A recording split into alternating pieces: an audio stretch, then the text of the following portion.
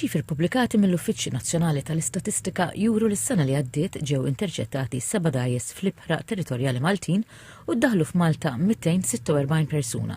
L-NSO qal li kważi 7 minn kull 10 minn dawk li waslu f'Malta kienu ċittadini minn pajjiżi Asjatiċi. Ftit aktar minn 30% kienu ċittadini ta' pajjiżi Afrikani. Lejlet il-Jum Dinja Refuġjati intqal li s-sena li għaddiet l-Aġenzija Internazzjonali għal Protezzjoni rċiviet 545 applikazzjoni għal ażil, 22.3% inqas mis-sena ta' qabel. L-istatistika turi wkoll li kważi 23% tal-applikanti kienu Sirjani waqt li aktar minn nofs l-applikanti kellhom bejn 18 u l-34 sena.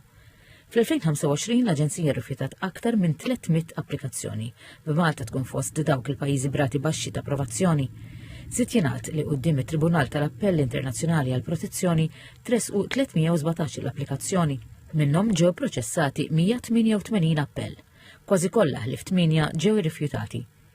Miċ-ċifri tal-NSO ħareġ ukoll li sal-aħħar tas-sena li għaddiet Malta kellha kważi 2500 persuna li bbenefikat mill-ħarsien temporanja.